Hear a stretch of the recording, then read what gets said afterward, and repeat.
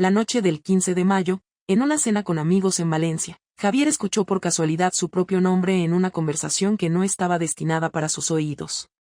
Desde la mesa contigua, una mujer reía mientras comentaba con otra. El marido de Laura no sospecha nada, y ella sigue quedando con ese tal Adrián como si fuera soltera. La carcajada que siguió atravesó el aire como un cuchillo. Javier se quedó inmóvil, con la copa de vino en la mano, incapaz de reaccionar al instante. No conocía a aquellas mujeres, pero sabían demasiado sobre su vida privada. Fingió normalidad hasta que la cena terminó, pero en su interior una certeza empezó a formarse con un peso insoportable. Alguien estaba hablando de su esposa, alguien conocía un secreto que él ignoraba. Desde ese momento, la velada dejó de tener sentido. Cada palabra que escuchaba se volvía ruido, cada mirada hacia Laura se teñía de sospecha. Ella reía y conversaba animadamente, sin notar la tensión en el rostro de su marido.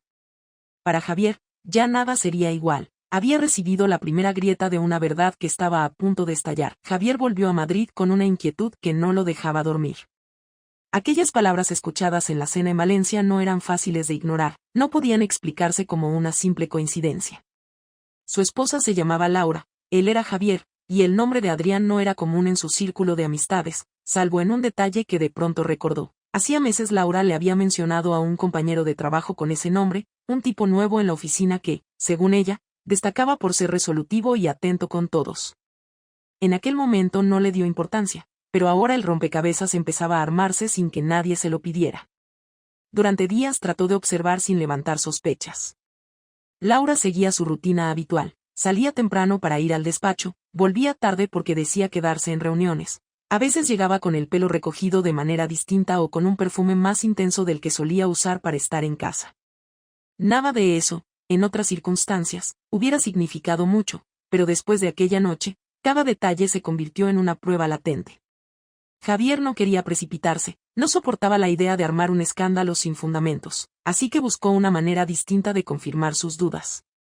Una tarde decidió ir a buscarla sin avisar. Laura había dicho que terminaría tarde por una reunión con clientes en un hotel céntrico. Javier, con la excusa de encontrarse con un colega en la zona, se acercó al lugar. Se quedó esperando en la cafetería del hall, donde podía ver discretamente quién entraba y quién salía. Pasaron los minutos, luego casi una hora, y en ningún momento vio entrar a su esposa.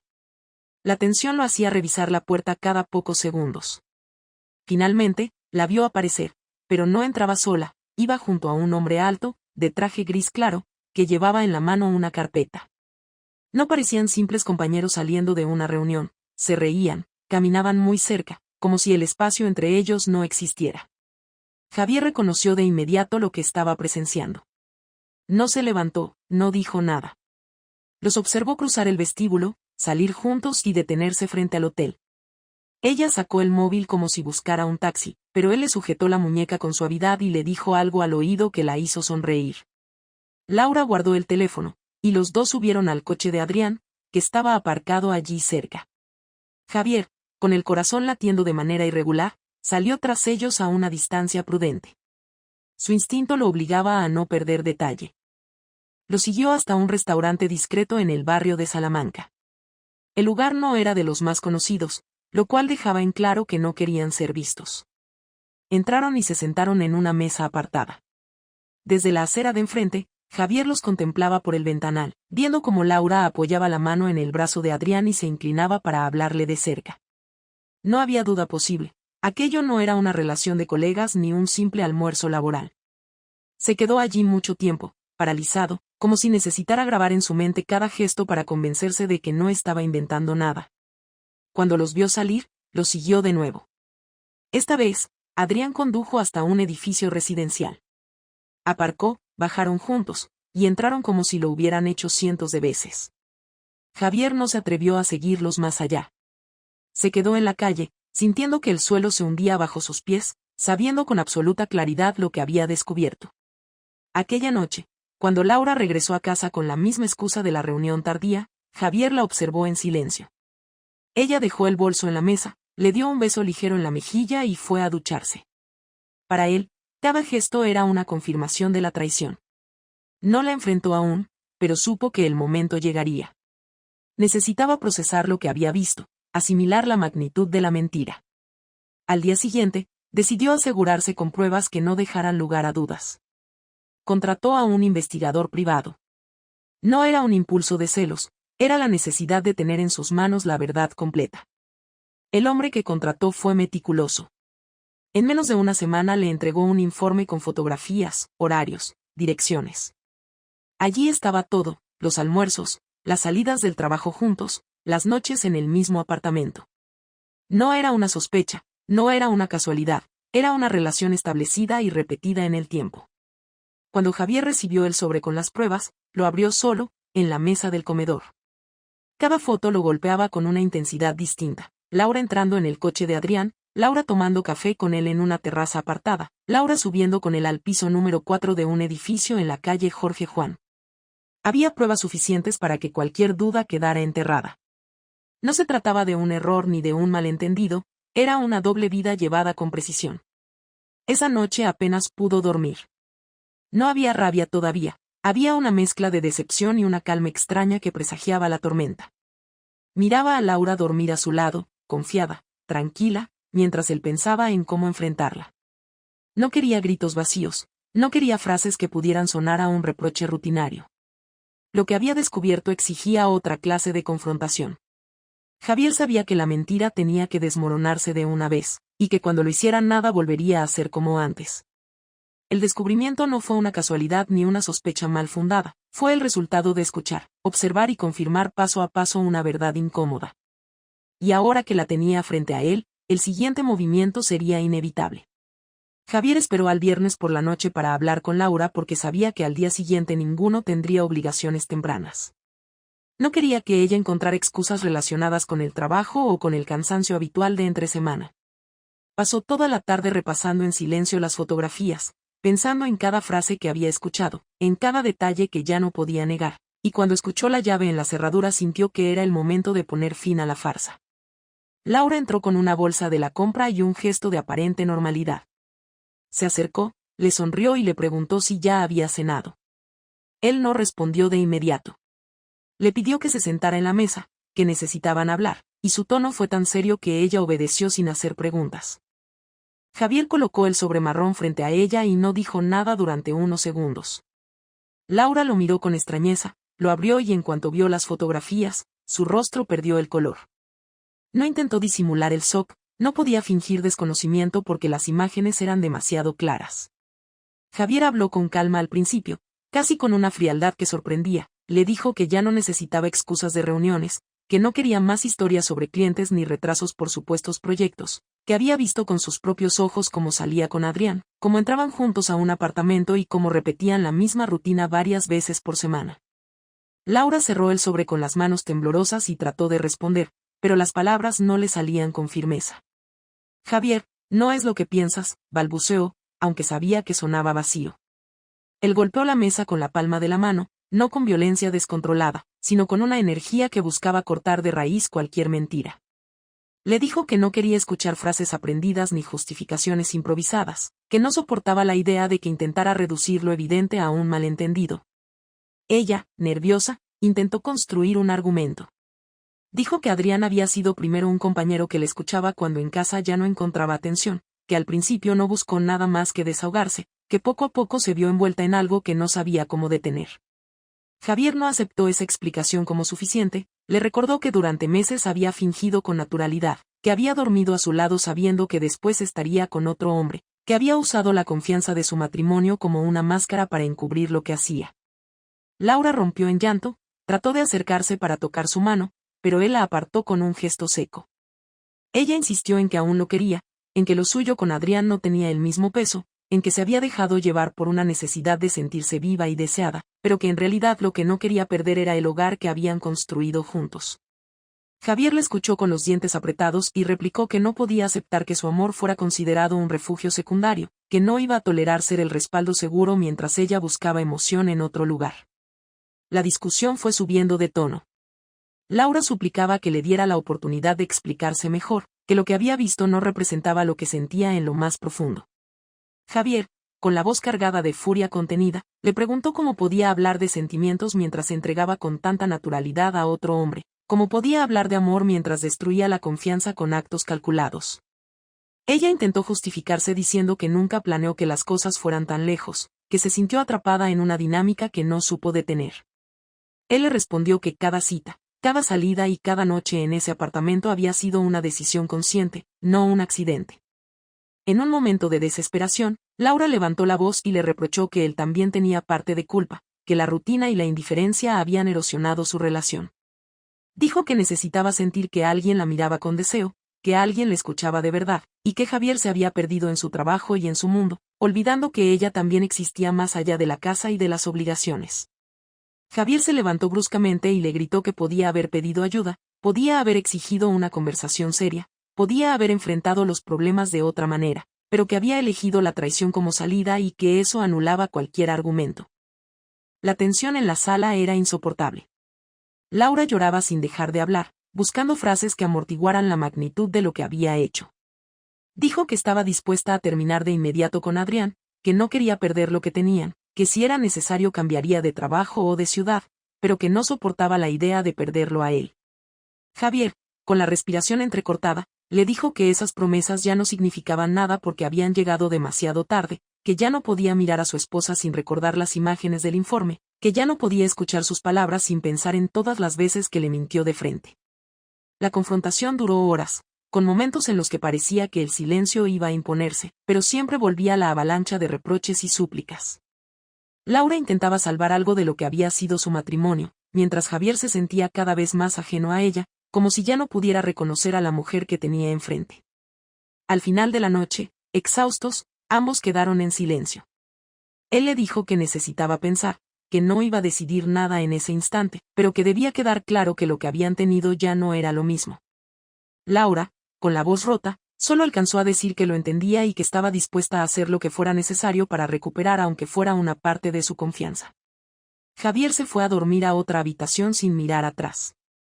Laura se quedó sola en la mesa, rodeada de fotografías que no podía borrar ni negar, consciente de que la verdad había salido a la superficie y que nada volvería a su lugar original. Javier pasó los días siguientes con un silencio calculado. No discutió más, no mencionó el tema, no lanzó reproches directos, y esa calma resultó aún más inquietante para Laura, que esperaba cada noche una nueva tormenta de gritos o acusaciones. Lo que ella no imaginaba era que Javier había decidido responder de una manera distinta. No iba a limitarse a sufrir en silencio ni a cargar con la humillación como si nada hubiera pasado. Su objetivo era que ella experimentara la misma sensación de pérdida, descontrol y traición que él había sentido al ver aquellas fotografías. Por eso, cuando aceptó una invitación de Adrián para un evento de empresa, Laura pensó que Javier había cedido, que se había resignado, pero en realidad era la pieza inicial de un plan mucho más amplio. Javier había recopilado más información de la que Laura imaginaba. El informe del detective incluía nombres, direcciones, registros de entradas y salidas, incluso copias de correos que ella había intercambiado con Adrián desde su cuenta laboral. Él guardó todo cuidadosamente y, en lugar de destruirlo o esconderlo, lo organizó en carpetas y lo imprimió con un orden casi obsesivo. No quería improvisar, quería que el golpe fuera certero y sin posibilidad de escape. Mientras Laura intentaba recomponer su relación con gestos cotidianos, cenas preparadas, preguntas amables, intentos de acercamiento físico, Javier se limitaba a observar y a esperar el momento exacto para ejecutar su venganza. El primero en enterarse fue a Adrián. Una mañana, en pleno horario de oficina, recibió en su mesa un sobre sin remitente. Dentro había copias de varias fotografías donde aparecía con Laura entrando al apartamento.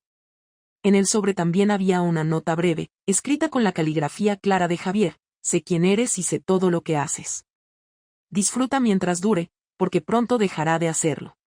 La reacción fue inmediata. Adrián se puso nervioso, canceló reuniones y buscó a Laura en privado para mostrarle el contenido. Ella, al verlo, sintió como las piernas le temblaban. Sabía que Javier estaba detrás, pero no imaginó que llegaría a confrontar a su amante de manera tan directa y pública. Laura corrió a casa esa misma tarde y le pidió a Javier que parara, que no involucrara a otros en su conflicto. Él escuchó con una calma que resultaba casi cruel y le respondió que no estaba haciendo nada más que poner en evidencia lo que ella había hecho, que si se sentía expuesta era porque había jugado con dos vidas al mismo tiempo. Cuando Laura le preguntó qué pretendía lograr con todo eso, Él contestó que aún no lo había decidido del todo, pero que necesitaba que ambos entendieran lo que era perder la tranquilidad de un solo golpe. La siguiente acción fue más dura. Javier organizó una cena en casa e invitó a 2 parejas amigas, aquellas con las que Laura solía presumir su matrimonio perfecto. Durante la velada, cuando todo parecía normal, Javier se levantó, trajo una carpeta y la colocó en la mesa frente a todos. Sin levantar la voz, comenzó a hablar de la confianza, del respeto y de la importancia de la verdad en una relación. Luego, abrió la carpeta y mostró una de las fotografías. Nadie habló durante varios segundos. Laura sintió que el aire se le escapaba, que la vergüenza le quemaba la piel. Los amigos no sabían qué hacer, algunos desviaban la mirada, otros intentaban cambiar de tema, pero Javier se aseguró de que todos vieran con claridad lo que él había visto. No hubo gritos ni insultos, solo la exposición fría y contundente de la traición. Laura se levantó llorando y corrió a la habitación, mientras Javier se quedó en la mesa hablando con sus invitados como si acabara de compartir un documento laboral. Pero el golpe más fuerte llegó unos días después. Javier había transferido parte de los ahorros conjuntos a una cuenta solo a su nombre. También había cambiado las claves de acceso a la hipoteca y modificado los documentos de gestión de la empresa familiar en la que ambos participaban. Laura descubrió esto cuando intentó hacer una transacción para cubrir unos gastos y la operación fue rechazada. Fue al banco, habló con el gestor y ahí se enteró de que Javier había dejado todo bajo su control exclusivo, alegando falta de confianza en la administración compartida. Aquella medida la dejó en shock, no solo por la traición económica, sino porque entendió que ya no tenía poder de decisión en el patrimonio que habían construido juntos. Cuando regresó a casa para enfrentarlo, Javier la estaba esperando. Ella gritó que lo que estaba haciendo era injusto, que estaba destruyendo todo lo que tenían. Él contestó que no destruía nada, que solo protegía lo que era suyo de una persona que había demostrado ser capaz de mentir y engañar sin pestañear. Dijo que el dinero era parte de la vida que habían construido, y que ahora sería utilizado únicamente bajo su criterio. Laura trató de explicarle que la relación con Adrián nunca tuvo que ver con lo material, que lo suyo fue una búsqueda emocional, pero Javier la interrumpió diciendo que no le importaba el motivo, que lo único que contaba eran los hechos, y los hechos habían demostrado que no podía confiar en ella. En los días siguientes, Laura sintió como todo a su alrededor se derrumbaba. Sus amigas ya no la miraban igual después de aquella cena, algunos conocidos comenzaron a distanciarse, en el trabajo el ambiente se volvió incómodo porque corrían rumores, y en casa el control económico la dejaba sin capacidad de actuar libremente. Cada paso que daba encontraba un obstáculo levantado por Javier, y aunque ella intentaba mantener una mínima dignidad, era evidente que la venganza estaba surtiendo efecto. Javier no levantaba la voz ni buscaba peleas. Su frialdad era suficiente castigo. Había pasado de ser un marido aparentemente confiado a un estratega meticuloso que la obligaba a vivir con el peso de sus propias decisiones. Laura entendió que lo que estaba en juego ya no era solo su matrimonio, sino también su reputación, su estabilidad y el futuro de todo lo que habían compartido durante años. Esa fue la verdadera venganza, no un arrebato de ira pasajero, sino una serie de golpes precisos que la dejaron aislada, cuestionada y debilitada. Y, sobre todo, con la certeza de que el hombre al que había traicionado había decidido no destruirla con violencia, sino con la exposición implacable de la verdad y con el retiro calculado de todo aquello que la hacía sentir segura. Laura pasó una semana entera sin apenas intercambiar palabras con Javier. La casa se había convertido en un espacio helado donde cada movimiento era calculado y cada gesto parecía una provocación. Ella se levantaba temprano, hacía café, intentaba mantener las rutinas mínimas, pero él apenas la miraba. El silencio era peor que cualquier discusión. Después de la cena con los amigos y el golpe económico, Laura se sentía atrapada en un callejón sin salida, sin aliados, sin poder ni margen para recomponer la imagen de su matrimonio. Lo había perdido casi todo salvo la posibilidad de hablar directamente con Javier, y sabía que tarde o temprano ese diálogo tendría que llegar. El viernes por la noche, con las luces apagadas en el salón y el eco de la televisión de fondo, Laura se armó de valor. Apagó el televisor, se sentó frente a Javier y le dijo que necesitaban tener una conversación definitiva, que ya no podía seguir viviendo en un limbo en el que él dictaba castigos y ella soportaba consecuencias sin saber hacia dónde se dirigían. Javier no se movió al principio, siguió con la vista fija en el vaso de whisky que tenía en la mano, pero finalmente asintió y la miró de frente. Laura respiró hondo y comenzó a hablar. Le dijo que estaba dispuesta a reconocer cada error sin excusas, que lo que había hecho con Adrián había sido una traición en toda regla, que no había manera de disfrazarlo ni de reducirlo a un accidente. Admitió que había elegido mal, que en lugar de pedir ayuda o enfrentar los problemas en casa se había refugiado en alguien que le ofreció atención, y que ahora entendía que ese camino había destruido lo que más valoraba. Javier escuchó sin interrumpir, con el rostro tenso y los ojos cargados de una mezcla de ira contenida y agotamiento. Cuando terminó su confesión, Javier le preguntó en voz baja qué esperaba de aquella conversación. Ella respondió que quería saber si todavía había alguna posibilidad de reconstruir lo que tenían, aunque fuera un fragmento, que estaba dispuesta a empezar desde cero, a aceptar condiciones duras, a cortar definitivamente con Adrián y a soportar el juicio de quien fuera necesario con tal de no perder la oportunidad de arreglar su matrimonio. Sus palabras fueron largas, desesperadas, sin lágrimas fingidas, solo con la crudeza de alguien que sabía que había tocado fondo. Javier entonces habló, y lo hizo con una dureza que la desarmó. Le dijo que no estaba seguro de querer reconstruir nada porque lo que se había roto ya no era solo una relación, sino la base de confianza que sostenía cada detalle de su vida juntos. Le recordó cómo había mentido durante meses, cómo había inventado reuniones, viajes y excusas para encontrarse con Adrián, y cómo había regresado a casa cada noche fingiendo normalidad. Dijo que esa capacidad de engañar lo había dejado marcado, porque ahora se preguntaba si cualquier palabra futura de ella podría ser creída. Laura le respondió con la voz quebrada que no había manera de borrar lo pasado, pero que podía demostrar con hechos a partir de ese momento que aún podía ser leal. Le propuso cambiar de trabajo, mudarse de barrio, incluso alejarse de todos los que conocían la historia para empezar en un lugar nuevo. Javier negó con la cabeza y le preguntó si creía que él podía olvidar las imágenes del informe, si pensaba que un cambio de ciudad borraría la sensación de ser ridiculizado delante de amigos y conocidos. Dijo que el daño no era superficial ni social, que el verdadero daño estaba en la manera en que ella había jugado con su confianza. La discusión se tornó más emocional. Laura le reprochó que su venganza había sido desproporcionada, que al exponerla públicamente la había condenado a una vergüenza que superaba el castigo íntimo de la traición. Javier levantó la voz y replicó que no se trataba de proporcionalidad, sino de justicia, que ella le había destrozado la vida y él solo le había mostrado lo que se siente estar en la otra cara de la mentira. Ella gritó que aún lo amaba, que todo lo que había hecho no borraba el hecho de que lo seguía eligiendo, aunque lo hubiera hecho de la peor manera. Él contestó que el amor no era suficiente cuando se destruía la confianza, que sin confianza no había cimientos para seguir adelante. Hubo un largo silencio. Laura se levantó y se acercó a él, le pidió que al menos no cerrara la puerta de manera definitiva, que le diera un tiempo para demostrar que podía ser distinta. Le dijo que aceptaría cualquier condición, que no pediría perdón infinito, pero que si necesitaba la oportunidad de probar que aún podía ser su esposa de verdad. Javier la miró fijamente y le dijo que lo único que aceptaba era la sinceridad, y que la sinceridad ya había llegado demasiado tarde. Añadió que tal vez con los años podría recordar lo que vivieron sin rencor, pero que en ese momento lo único que sentía era el peso de la traición. Laura bajó la cabeza, comprendiendo que no había promesas ni sacrificios que cambiaran la decisión que Javier había tomado en su interior. La última conversación no terminó con un acuerdo ni con un abrazo, terminó con un reconocimiento mutuo de que habían llegado al límite. Ella aceptó en voz baja que lo perdería, y él aceptó que ya no quería seguir luchando por alguien que lo había convertido en un extraño dentro de su propia casa. Esa noche durmieron bajo el mismo techo, pero separados por un muro invisible que ya no podía derribarse. Para Laura fue el momento en que comprendió que la venganza de Javier no era lo más doloroso, lo más insoportable era la certeza de que su amor había muerto en silencio y que ya no había retorno. Laura se levantó temprano el lunes siguiente con la sensación de que la casa ya no era suya. El silencio no era el mismo de antes, era un vacío definitivo.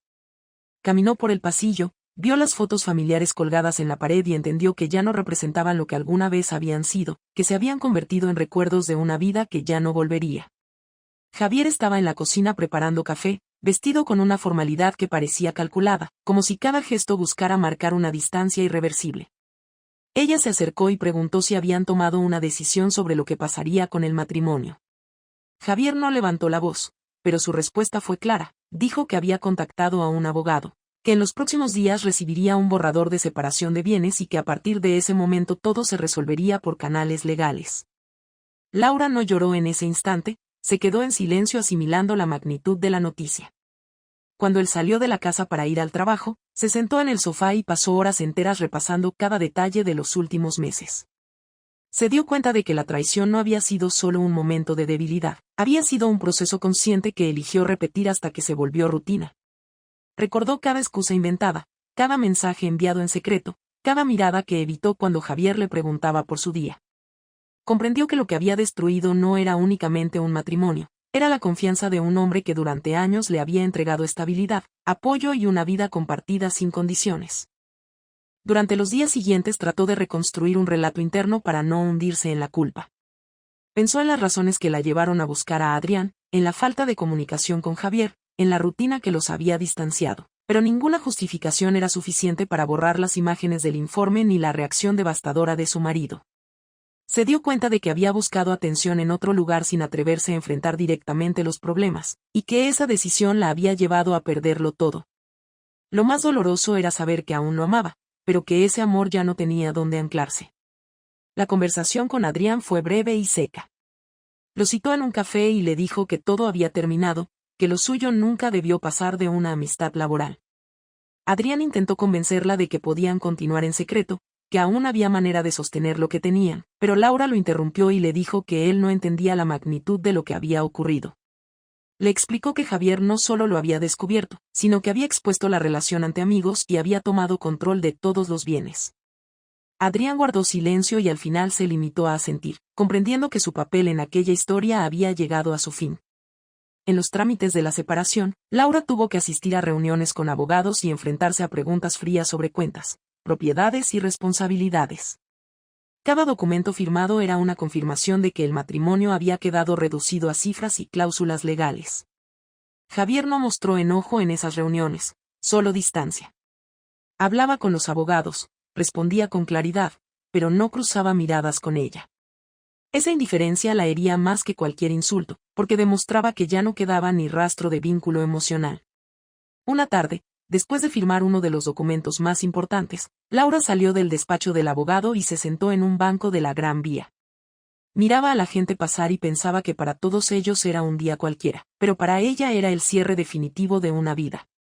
Reflexionó sobre lo que había aprendido en ese proceso. Comprendió que las decisiones que se toman en secreto tienen un precio que tarde o temprano se paga, que la traición no es solo un acto contra otra persona, sino contra uno mismo, porque destruye la propia capacidad de sostener la palabra dada. Entendió que buscar atención fuera del matrimonio había sido un intento desesperado de llenar un vacío personal que debía haber enfrentado con honestidad. En los meses siguientes, Laura se mudó a un piso pequeño en Lavapiés. Allí comenzó una rutina distinta, más silenciosa, sin lujos, sin compañía. Trabajaba, volvía a casa y pasaba las noches reflexionando sobre cómo reconstruir su vida. Al principio la soledad era insoportable, pero poco a poco empezó a entenderla como una consecuencia inevitable de lo ocurrido. Dejó de pensar en Adrián, dejó de obsesionarse con lo que habría pasado si Javier la hubiera perdonado. Se concentró en aceptar que había perdido algo irrecuperable y que su única opción era aprender a no repetir los mismos errores. El último encuentro con Javier fue inesperado. Coincidieron en un restaurante al que ambos solían ir antes de la crisis. Él estaba con colegas de trabajo y ella sola, de paso. Se miraron unos segundos y Laura se acercó. No hubo reproches ni recriminaciones, solo un saludo cordial. Ella le dijo que esperaba que estuviera bien, que le deseaba lo mejor, y él respondió con un gesto breve, agradeciéndole sus palabras. Fue un momento frío, pero para Laura tuvo un significado profundo. Entendió que ya no quedaba espacio para el rencor, que lo que había sido doloroso ahora era solo un recuerdo. Al salir del restaurante, caminó por la calle con una mezcla de tristeza y alivio. Sabía que nunca recuperaría lo que había perdido, pero también sabía que había aprendido una lección definitiva: la honestidad no puede postergarse, los vacíos no se llenan con engaños y las decisiones tienen consecuencias que no se borran. Aceptó que su vida seguiría por otro camino, más austero y más difícil, pero también más consciente. Y en esa aceptación encontró, al menos, la certeza de que el futuro dependería únicamente de ella y de la capacidad de no volver a traicionarse a sí misma.